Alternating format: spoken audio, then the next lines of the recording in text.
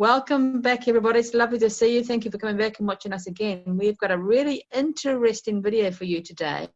Now, I personally can't ingest this stuff, but I think I'm in the very small minority of people who can't. So we're going to talk today about the benefits of coffee. Yeah. Doesn't everybody love coffee except for me? Does everybody love coffee? So Karen, take it away. Before we go there, very important announcement.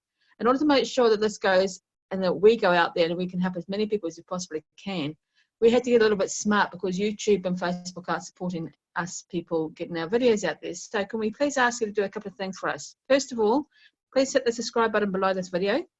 Make sure that you subscribe to our list. Right beside it is a shape of a bell. Click on that bell as well so you know when notifications are dropped, or you get a notification when new videos are dropped, so you're part of the in team that get the first notifications. The next thing I'm going to ask you to do also is if you can at least share this post to, say, 2 people. If everybody could share the videos to 2 people, we can grow exponentially and help more and more people, which would be great. Because Facebook won't support us unless we pay them, and YouTube won't support us unless we pay them as well. So let's keep this in-house, guys, and let's look after each other. You can do those 3 things: subscribe, click the notification bell, and share to at least 2 people. We'll be very, very grateful, and everybody's going to benefit. Yeah. Okay, getting back to what we really want to talk about, Karen, because I know everybody's hanging out to know. What's the benefits of coffee, please? Well, coffee, it's been maligned for years. You know, people saying, oh, you shouldn't have coffee. It'll increase your blood pressure. It's not good for you, you know, blah, blah, blah, blah, blah. Yes, there are certain people like young Stephanie here who unfortunately can't tolerate coffee, and some people get a bit hyper with the caffeine. But, and there's a big but, is there's been huge amount of research been done of late on organic, real coffee. Now, I do not include instant coffee, or preferably non-organic, simply because you don't want the chemicals. And also with the instant coffee, you're not getting the benefits. You won't get benefits from coffee that's been mucked around with so much that you can't really recognize the stuff. So coffee, it's actually the world's most popular beverage, and it has high levels of antioxidants and beneficial nutrients. So it's really amazing. It's actually coffee, studies have shown that coffee drinkers have a much lower risk of several serious diseases. And so basically it can help with preventing dementia, which is a really big thing. So it also helps you feel less tired, and not just because of the caffeine, but also increase energy levels. And so consequently, it's not just the caffeine that does it, it's the other components of that. So it helps stimulate the brain.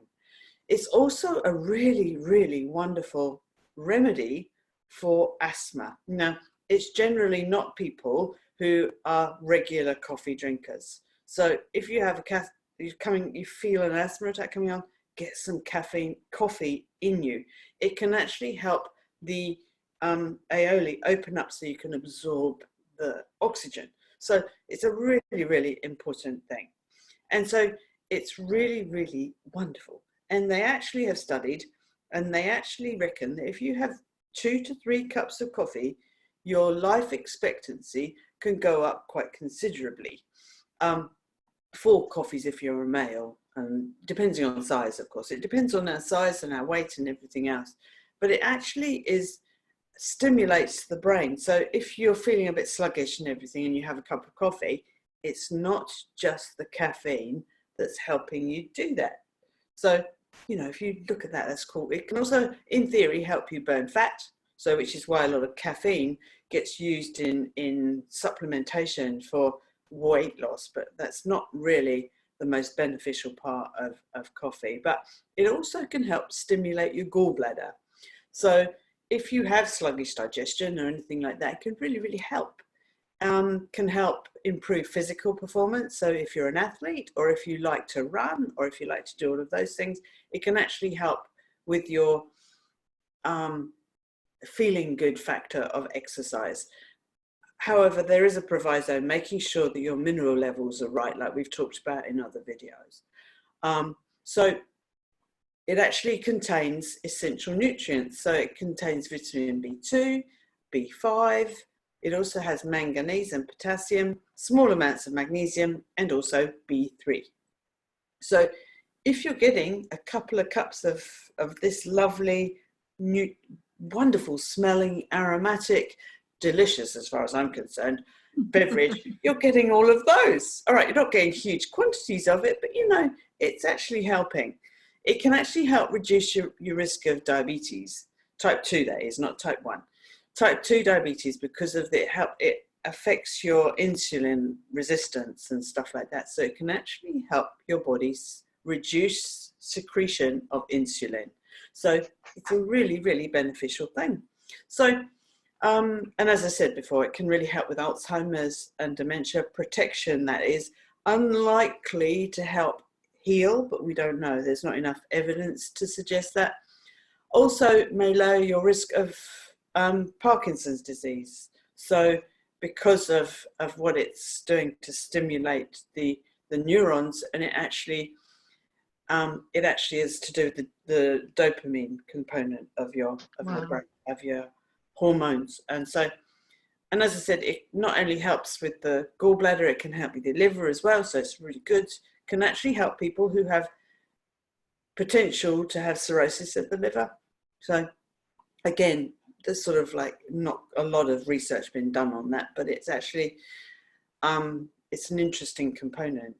Now, it can also help fight depression and make you happier. Well, it does for a lot of us anyway, you know, it makes us feel good in the morning.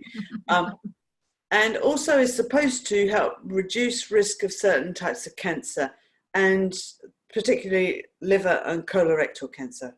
And here in New Zealand, we have very, very high levels of colon cancer. So maybe your cup of coffee might be helping prevent that in you. And so that's what I say to many clients is do not feel guilty about having good quality coffee.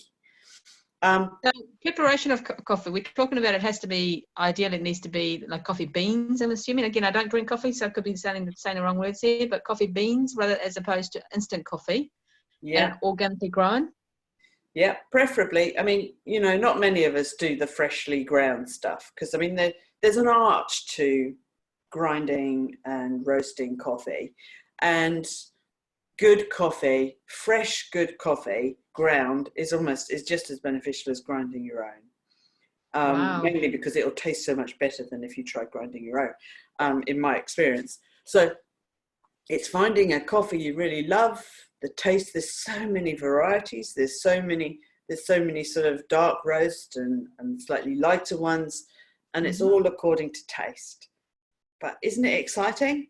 This wonderful beverage actually has health benefits and can be quite huge. But there is a proviso: do not do the instant. Really, do not do the instant. It can be very detrimental. So do we grow coffee here in New Zealand?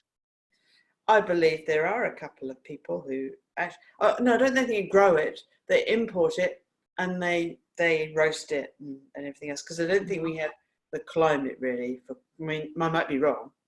There might be some people growing it hydroponically or in glass houses or whatever, but it tends to I'd love to hear from you guys.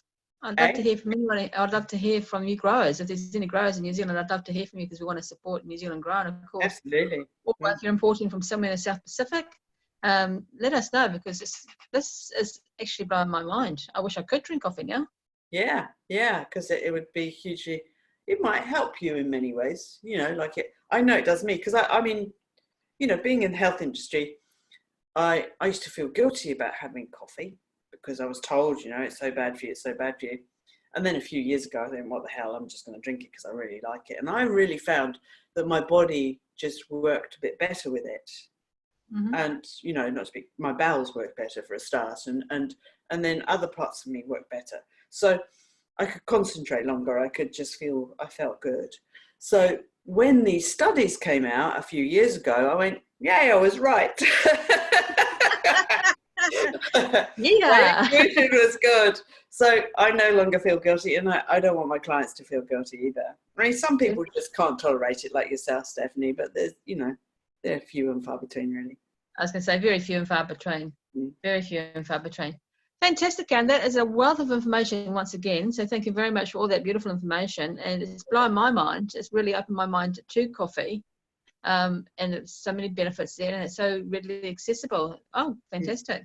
Mm. So as always, guys, we're here to give you information and do your due diligence. There's going to be lots of availability online for bean growers, bean grinders, bean roasters, all this sort of stuff.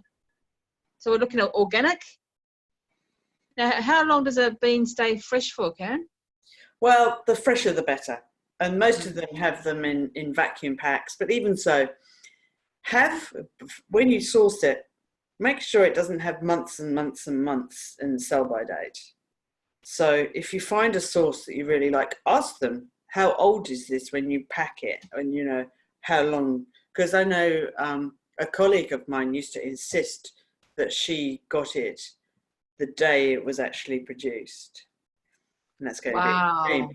But, you know, because she felt she tasted the difference. And so all of us have got different taste buds. And like we've talked about with zinc, if you don't have enough zinc, then you're not going to taste the difference. But the health benefits. So a few months old is probably all right because of the packing nowadays with the vacuum packing is actually, you know, it's going to be good. Lovely. I think we could go on and on and on about coffee, but that's enough for now. Can't have yourself a nice cup of coffee and don't have any guilt about it at all. Yeah, I love absolutely. it. No Thank guilt. you, Karen. Yeah, awesome.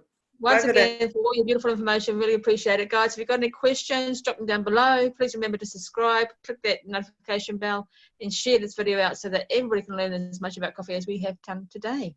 Until next time, take care.